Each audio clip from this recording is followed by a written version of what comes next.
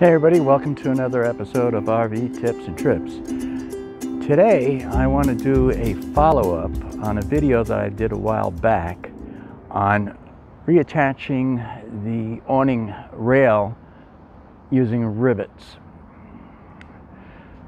So what I found was that when it rained, I had a little puddle by our front door inside the trailer. And I thought maybe it was coming in from under the door with some hard driving rain. Well, I figured, well, let me do a little further investigation. And so I removed the header over the door, and I saw water dripping down from inside there onto the door frame and then down onto the floor. The only thing I could come up with is that when I put the rivets in the rail to replace the screws, the water got through the rivets, through the center hole of the rivet.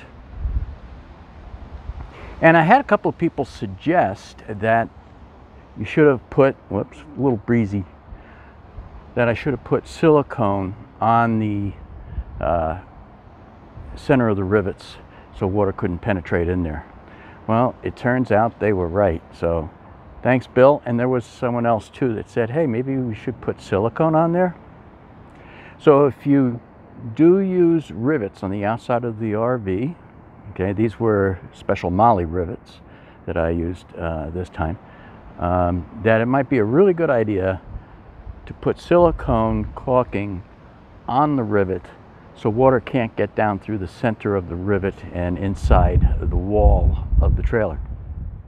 All right, so I riveted this back in, which is right over the doorway.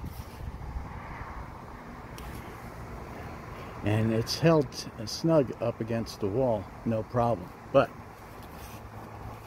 the center of the rivet can be a pathway for water to go in. So I'm going to put a dab of silicone on each one of those,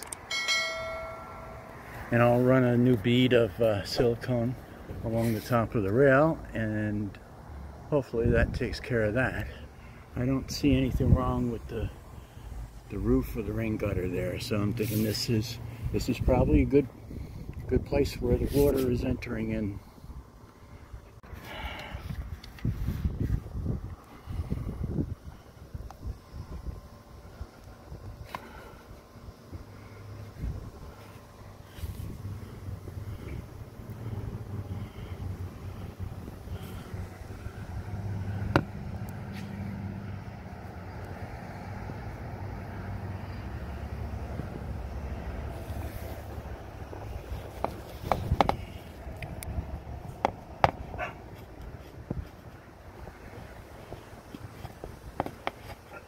Alright, so I completely covered the head of the rivet,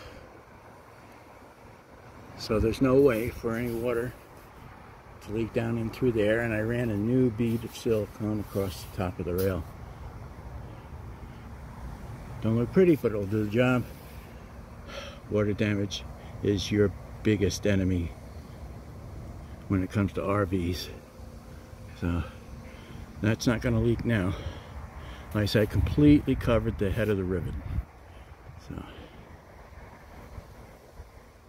All right, so it's been a while since I have actually done that caulking job on those rivets, and we've had a lot of rain, a lot of hard driving rain since I've done that, and not a drop of water anymore. So that was the problem, was the water was penetrating through the rivets. So I thought the sealant tape that I used behind there was going to seal out all the moisture. I did not take into account the center of the rivet being a source of path for water to travel through. So all taken care of now. It is watertight. So big thumbs up on that one. All right, so that's it for today's video. If you got any good information out of it and you enjoyed it, why don't you consider subscribing to my channel and giving me a thumbs up? I appreciate it. All right, until next time. Happy camping. Bye now. Thomas says thanks for watching. Don't forget to subscribe and like and share. Until next time, happy camping.